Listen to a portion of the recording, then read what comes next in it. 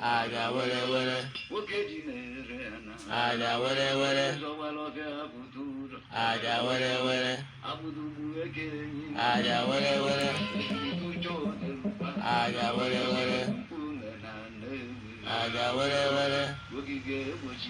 aja were were aja were were aja were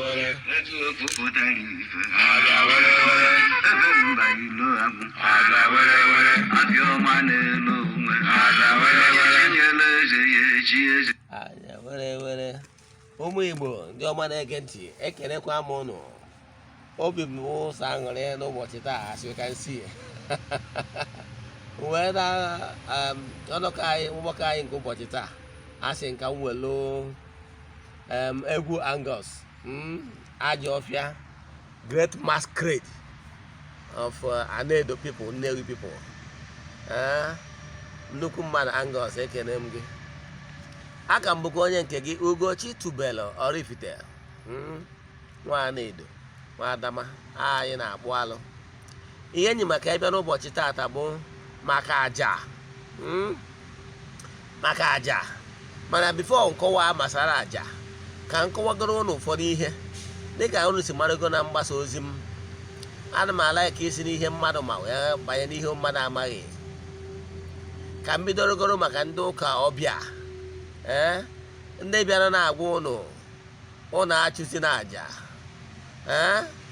mana ha nwa wee gwakwa ụnụ na ha nwa na-achụ aja, n'elu obe na aja masịwa aja, ma site n'ịgba ụkọ ndị ụkọchukwu na ọ dị agbazi mme.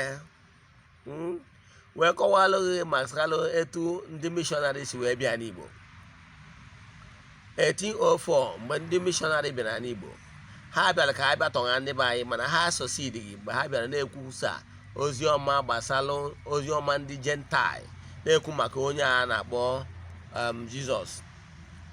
Jizọs n'onwe bụ onye Arab. The Israelites are Arab people.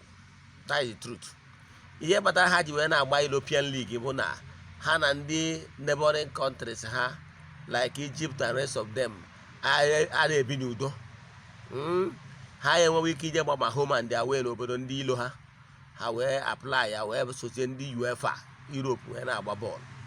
Mana geographically ha bụ ndị Arab.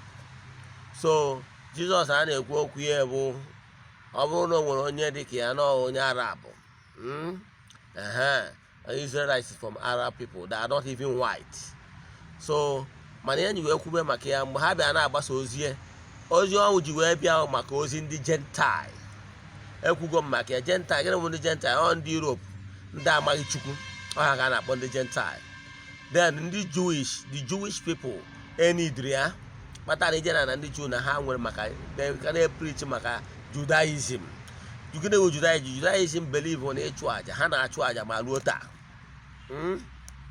Ndị Gentile ahụ ndị Europe, ndị amaghị Chukwu anwa, ọ ha bụ ndị ozi ọma ya ahụ maka ya. Ọ ya batara na nwanna Paul na-ekwu okwu maka ndị Corinthians, na-ekwu maka ndị niile ndị Europe ndị ebuzara ozi ọma, ndị Rome.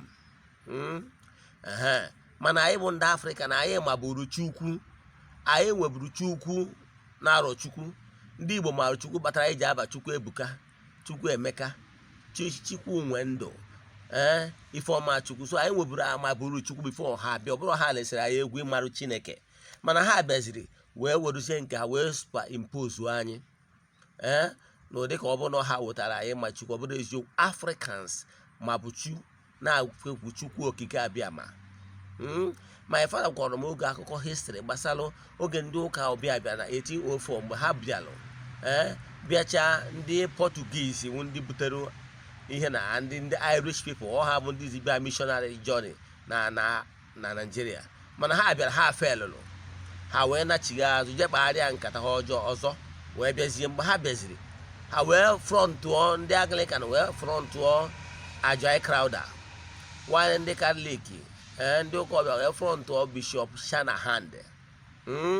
Ọ ndị a niile bịazi wee use new strategy. Ka strategy use strategy of education and health.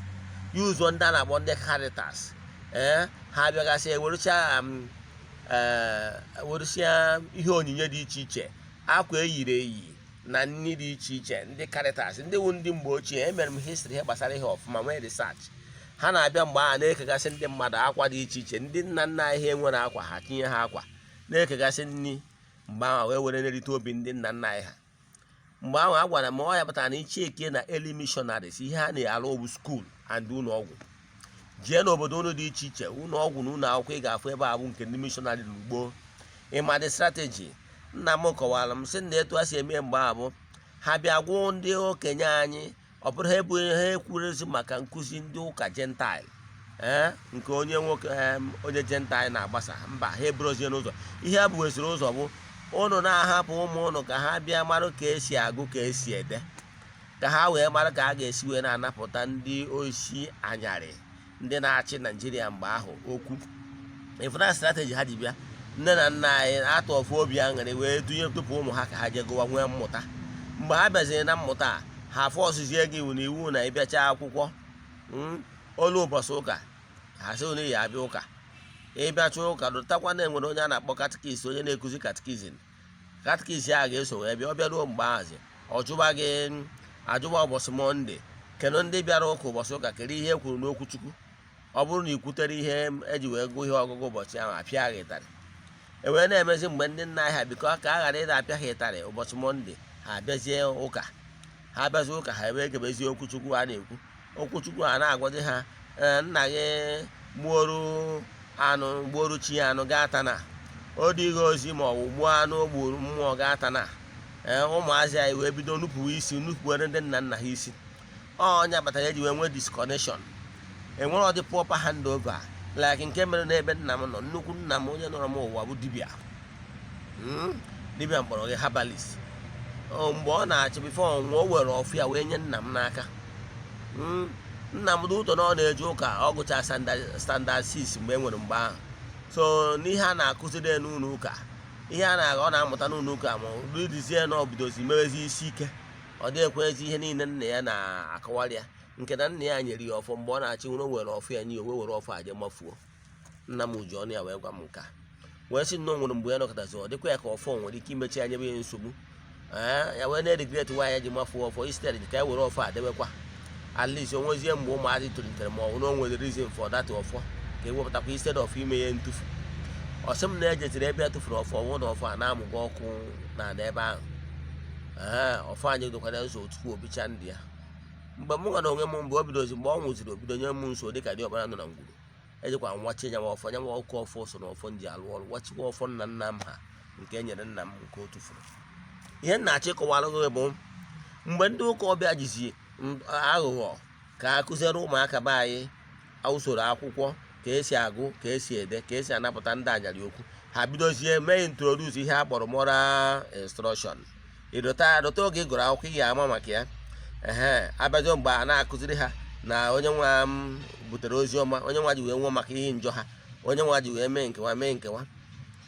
Emekata wee tinyeje na our school curriculum. Syllabus anyị wee bụrụzie na ya akụzi gbasara ndị ụka ọbịa as one of the subjects. Instead of ikwu na ya akụzi gbasara nkụzi ọdịnala ndị bụ ọdịnala Igbo. Nkụzi ọdịnala Igbo ka e kwesịrị ịda akụzi. I kwuola m ya mbụ, I have lived in India year 2003. O tege ezigbo aka. Ndị a na-asụ Hindi, ọkwa the same Britain colonizer mana ha ejiri okpukpere ha achị. When I visited India, I visited so many towns, Kudu Manali, New Delhi, Bombay, Mumbai. So many towns visited Mbawan. I used to visit her, so I went just from festival, ha jegasị na temple ha. Soro ha jee ma ebe a na-eri ma festival na-eri nri na-aṅụ. So ndị ekwupụtawe ya bụ na emego m so many research and the mana okpukpere ha nọkwa dị ka okpukpere anyị maka na ha nwere chi na-enye nwa, nwee chi na-enye ego, nwee chi na-enye amamihe. Then the Almighty Father na-etu okpukpere si wee dị, ha kpọrọ ya Bagwam. Etu anyị si wee kpọ nke anyị Chukwu Okike Abịama. Ịghọtara ya? So mana ha nwa na onwe ha sịrị ha, unu na-ekolonize anyị enu, na-ekolonize anyị ana, unu emetụ n'aka na religion anyị ma language anyị. Mana na anyị bịa na be anyị ebe a, ndị mmadụ wee rie ndị be anyị erie, ndị be anyị wee were language anyị wee tufuo. ndị be anyị wee weruzie religion anyị wee tụfuo. Ụmụ ihe niile a mere ndị be anyị ji wee bụrụ ndị eriri eri n'ụbọchị taa. Ihe m na-achọ ịkọwara gị bụ na ya bụ onye bịaranụ bịara maka ndị Gentile, ndị Europe, ndị amaghị enweghị Chukwu. Anyị bụ ndị Afrịka, ị bụrụ onye Afrịka nata n'ụlọ, abụ na nwa nara akụ nna ya n'iyi. Soro religion ndị nna nna ha. Igbo land have been in existence over thousands of years. Even that time a na-ekwu na onye nwa na-agbasa ozi ọma ya n'ụmụ Igbo anọrọgo n'ala Igbo. So adịghị achọghị m ikwu maka okpukpere ha, achọghị m ịkọndem obere ọbụla, mana ihe na-achịkọwara gị bụ nọrọ n'okpukpere dị homogeneous to your ancestors, to yourself, to your gene. Iwe onye Afrịka nachigata na Africanism, nachigata na ọdịnala. Ọdịnala bụ nke dị homogeneous to your system.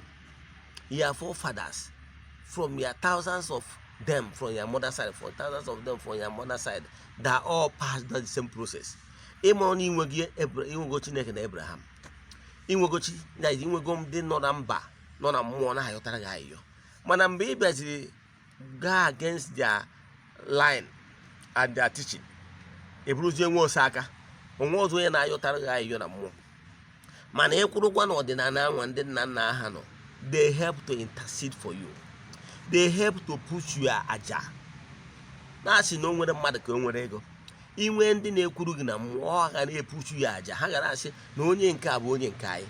Nke bụ eziokwu na ụmụ Israel today, ha na-ekwurịrị na ha bụ ụmụ Abraham. Ha na-akpọrịrị Chineke nke Shedrak, Mishak and Abednego. Oruzie na nke ga-asị ga-akpọrọ ya ancestors. Na ancestors nọ n'ọkụ mmụọ, na ancestors nọ n'ebe nwa. Ikwelu na ha bụ ajọ mmụọ.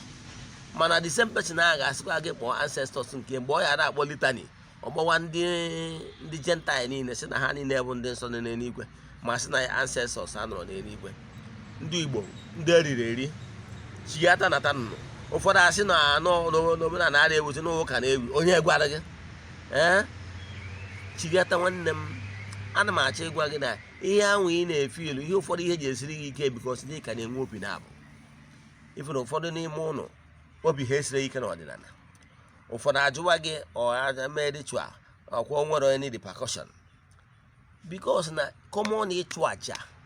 Jee na akwụkwọ Leviticus, jee gụọ ya na Bible ka m were Bible mara gị atụ. Ije ekwuru maka aja inye ekene. Enwere aja for sacrifice, that is sacrifice for thanksgiving. Enwere aja mbupụ mmehie, enwere aja eji ayọ mgbaghara mmehie, enwere aja nsure ọkụ, enwere aja eji achụ ihu ọma. Jee gụọ akwụkwọ Leviticus. Chineke adọkọtasị na enwere agba ọhụrụ.